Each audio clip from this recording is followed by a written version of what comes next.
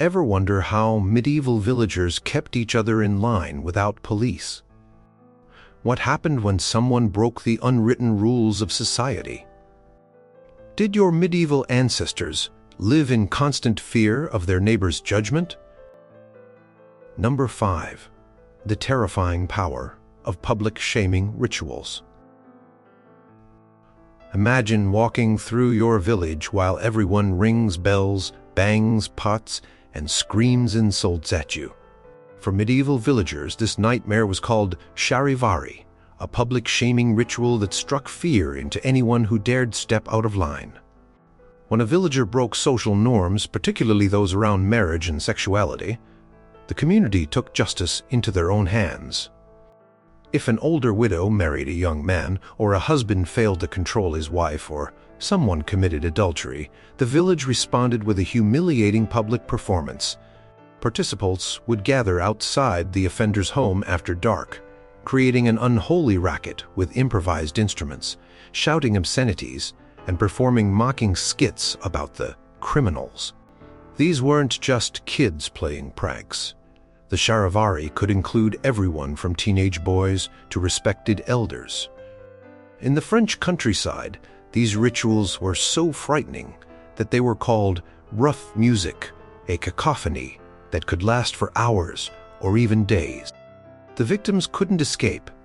They simply had to endure the humiliation until the community decided they had learned their lesson. There was no court to appeal to, no authority to intervene. The community was judge, jury, and executioner of your social reputation, the worst part. This wasn't just medieval bullying. It was a sophisticated system of enforcing moral boundaries. Records show charivari rituals across Europe were remarkably similar, proving this wasn't random cruelty, but an organized social institution. Villages without formal law enforcement relied on these public spectacles to maintain order and ensure everyone stuck to community standards. In Bavaria, if a husband was known to be beaten by his wife, something that violated proper gender roles, men would gather outside their house wearing masks and women's clothing, parodying the unnatural relationship inside. The ritual's message was clear. Quote, "Get your household in order, or we'll keep coming back." Number 4. The vicious cycle of medieval gossip networks. Did you hear what Thomas did with the miller's daughter? Words whispered across garden fences had the power to destroy lives in medieval villages. Without newspapers, television, or internet, gossip wasn't just entertainment. It was the primary information network that controlled everyone's behavior. Medieval villages were information ecosystem where privacy simply didn't exist. Most cottages consisted of just 1 or 2 rooms where entire families lived, worked, and slept. Village houses stood close together with thin walls. Windows lacked glass. Everyone could hear everything. Women washing clothes at communal streams exchanged information about who was sleeping with whom. Men drinking ale at taverns passed judgment on who wasn't paying their share of community obligations. Even children served as unwitting surveillance agents, reporting unusual behaviors they observed to parents. The power of gossip wasn't just in spreading information. It was in creating a consensus about what behavior deserved punishment. Before any formal accusation of witchcraft, theft, or moral transgression, the community had already discussed it extensively, deciding collectively if someone had crossed the line. Court records from medieval England show how gossip became formalized in legal proceedings. Witnesses would testify that someone had a poor reputation or was commonly known to be dishonest. Their actual crimes mattered less than what the community collectively believed about them. In the village of Montalieu in southern France, detailed Inquisition records from the early 1300s reveal how gossip controlled religious behavior. Villagers suspected of heresy weren't usually reported by church officials, but by neighbors who had heard rumors or participated in conversations where unorthodox views were expressed. Even nobles weren't immune. A knight's reputation for honor and bravery depended entirely on what was said about him. False rumors could destroy alliances and marriage prospects. The constant threat of becoming the subject of negative gossip created an atmosphere where conformity was the safest option. Most terrifyingly, medieval gossip networks were nearly impossible to escape. Unlike today, you couldn't move to a new town and start fresh. Travel was difficult, and newcomers to villages were viewed with intense suspicion. Your reputation literally followed you everywhere, through established trading routes and family connections. Number 3. The ruthless economics of being ostracized. What happened when no one would trade with you? How did you survive when neighbors wouldn't help with your harvest? Medieval villagers faced an economic death sentence if they violated community standards. Medieval economies weren't based on money. They were built on reciprocity. Farmers shared expensive oxen for plowing. Families helped each other harvest crops before rain could ruin them. Neighbors watched each other's children. This wasn't charity. It was survival. When someone violated moral standards, economic punishment followed swiftly. No formal announcement was needed. People simply stopped participating in exchange with the offender. Millers might refuse to grind their grain. Neighbors wouldn't lend tools. Bakers wouldn't sell bread to their family. Court records from English villages show cases where individuals accused of immoral behavior, from adultery to Sabbath breaking, suddenly found themselves unable to conduct basic economic activities. They appear in records desperately appealing to manor courts, not because they wanted to clear their name morally, but because they literally couldn't survive. In medieval Flanders, guild records reveal how craft organizations formalized this economic ostracism. If a weaver violated moral standards even in their personal life, the guild would forbid members from selling them raw materials or purchasing their finished cloth. Without membership in good standing, an artisan's family faced starvation. The economic consequences were particularly devastating for women. A woman labeled as sexually improper might find no family willing to hire her as a servant, the primary employment for young unmarried women. With no income and a damaged reputation, marriage became impossible, creating a permanent underclass of ostracized women. Even minor infractions carried economic penalties. In many villages, brewing ale was a crucial income source for widows. But if a woman developed a reputation for dishonest measurements or impure ingredients, the informal female consumer network would destroy her business through whispered warnings. The genius of this system was its invisibility to modern historians. Unlike formal punishments recorded in court documents, economic ostracism rarely appears in written records.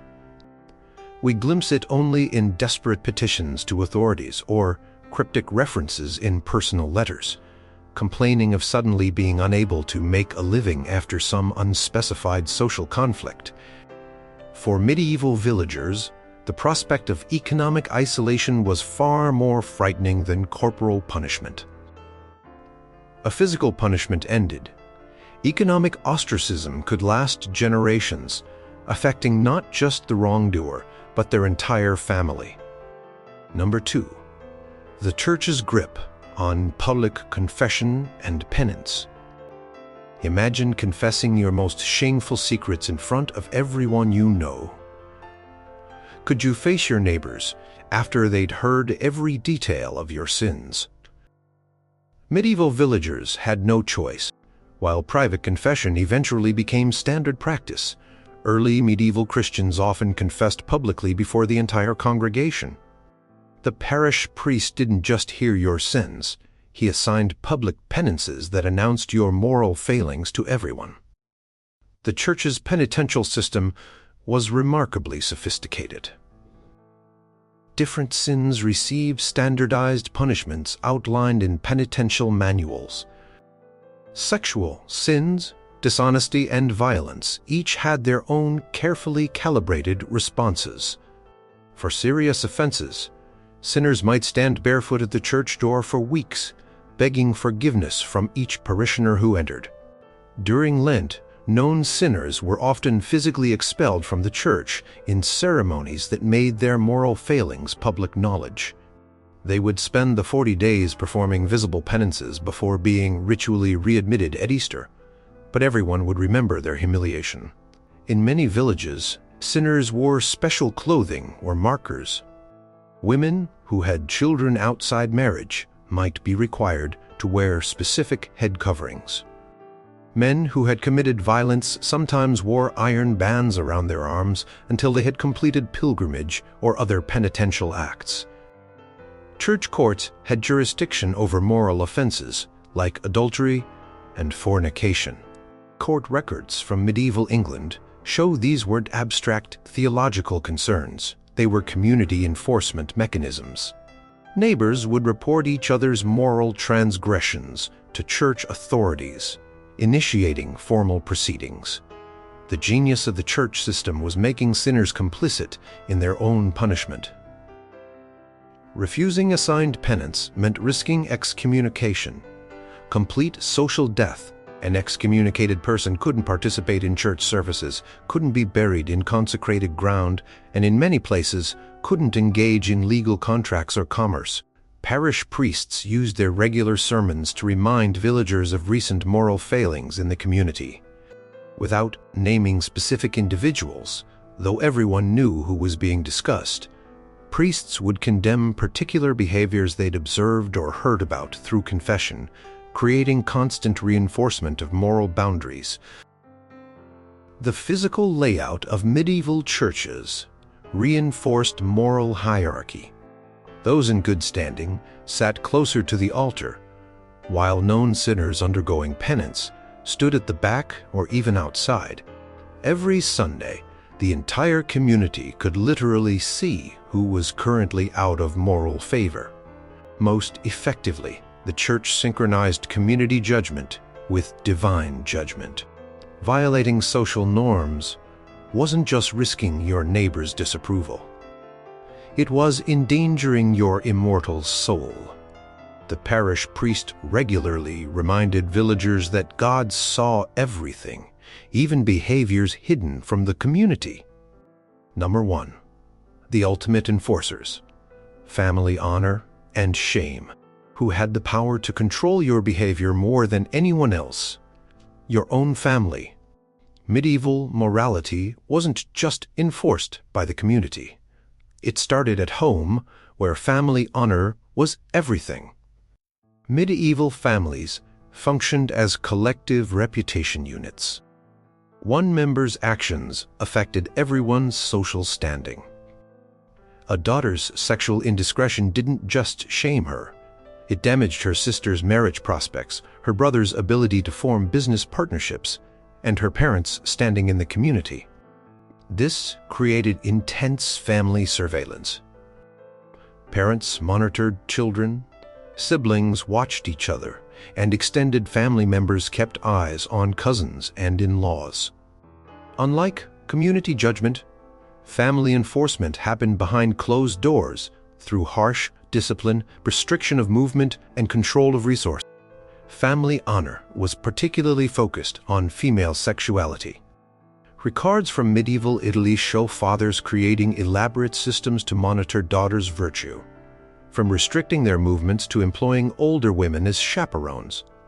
Brothers were explicitly tasked with defending sisters' reputations, sometimes through violence against anyone who spread rumors.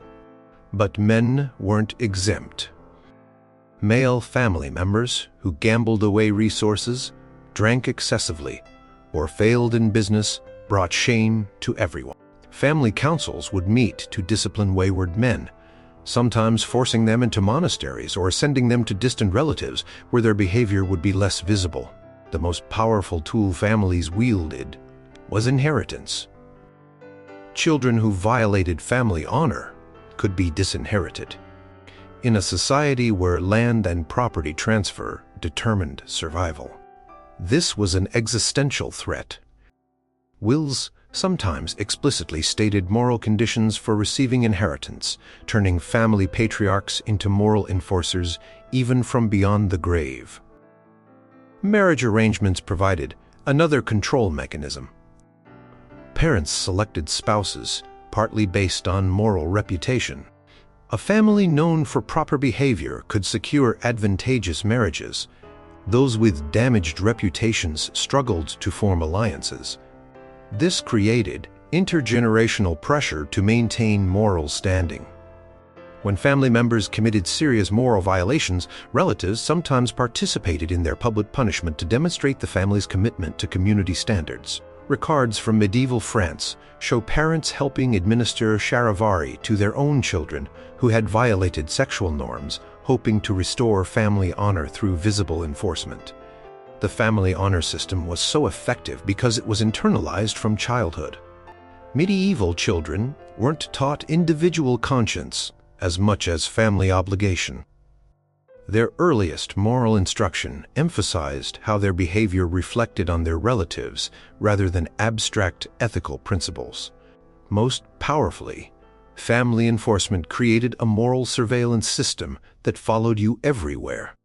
You might briefly escape village gossip by traveling to market in another town, but family members were watching wherever you went. There was literally no escape from moral judgment. Ever wondered why medieval villages had almost no privacy? How did people navigate a world where every neighbor was potentially judging their moral worth? Could our modern ideas about privacy and individual rights ever have developed in communities where your survival depended entirely on maintaining a good reputation with your neighbors?